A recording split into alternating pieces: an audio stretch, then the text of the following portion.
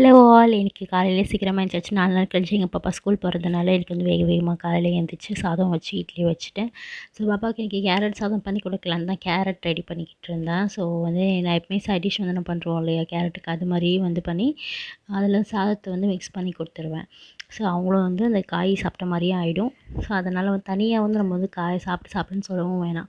So வாழைக்காவுக்கு இந்த மாதிரி பண்ணுறது, வாழைக்காய் வறுவல் வந்து இந்த மாதிரி பண்ணி பாருங்கள், ரொம்ப டேஸ்ட்டாக இருக்கும். ஸோ வாழைக்காய் இந்த மாதிரி தண்ணியில் வந்து உப்பு போட்டு வேக வச்சுட்டு தோலை எடுத்துகிட்டு இந்த மாதிரி துருவிட்டு கொஞ்சம் தாய்ச்சியில் எண்ணெய் ஊற்றி கடுகு போட்டு சீரகம் போட்டு வெங்காயம் போட்டு நல்லா வதக்கி எடுத்துக்கோங்க. நெக்ஸ்ட் வந்து இந்த துருவன வறுவல் காய் இருக்கு இல்லையா, ஸோ அதுலேயும் கொஞ்சம் உப்பு போட்டு மிளகாத்தூள் போட்டு நல்லா வந்து மிக்ஸ் பண்ணி எடுத்துகிட்டு அதோட எண்ணெயில் போட்டு நல்லா லைட்டாக வறுத்து எடுத்துகிட்டு கொஞ்சம் கடைசியாக வந்து கொஞ்சம் 2 பல் பூண்டு தள்ளி போட்டிங்கன்னா இன்னும் ரொம்ப டேஸ்ட்டாக இருக்குது. இதில் கருவேப்பிலையும் கொஞ்சம் ஆட் பண்ணிக்கிட்டேனாலும் இன்னும் டேஸ்ட்டாக இருக்கும். ஸோ பாலை காய்ச்சி தனியாக கொஞ்சம் பாப்பாங்களுக்குலாம் எடுத்து வச்சுட்டு ஹஸ்பண்டுக்கு மட்டும் கொஞ்சம் டீ போட்டு கொடுத்துட்டேன்.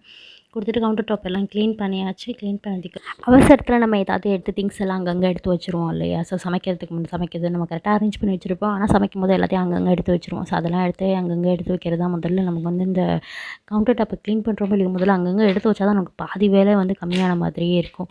ஸோ அதையும் எல்லாத்தையும் திங்ஸ் எல்லாம் எடுத்து வச்சுட்டு க்ளீன் பண்ணோம்னா இன்னும் ஈஸியாக இருக்கும். ஸோ பாப்பாவுக்கு வந்து நாங்கள் இட்லி ஊட்டி விட்டேன். ஸோ பாப்பாவுக்கு கோல்டு அப்படிங்கிறதுனால அவங்க சாப்பிடவே மாட்டேட்டாங்க. ஸோ கார்ட்டூன் காமிச்சிக்கிட்டே தான் வந்து ஊட்டி விட்டு அவளை வந்து ஸ்கூல் கிளப்பி விட்டாச்சு.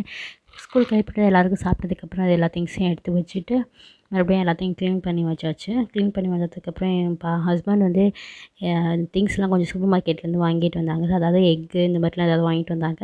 ஸோ இந்த சாக்லேட் எதுக்காக எனக்கு வாங்கிட்டு வந்தாங்கன்னா, என்னை ஏதாவது திட்டாங்க, என்னை ஏதாவது சொல்லிட்டாங்க அப்படின்னா நான் கோச்சிக்கிட்டேன் அப்படின்னா அந்த காம்ப்ரமைஸ் பண்ணுறதுக்காக அந்த சாக்லேட் எப்போவுமே எங்கள் வீட்டில் இதான் வாங்கிட்டு வந்து கொடுப்பாங்க.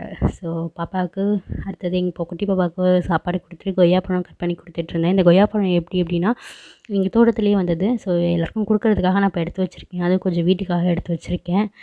ஸோ நல்லா டேஸ்ட்டாக இருக்கும் இந்த கொய்யாப்பழம். நெக்ஸ்ட் வ்ளாகில் பார்க்கலாம். பாய்.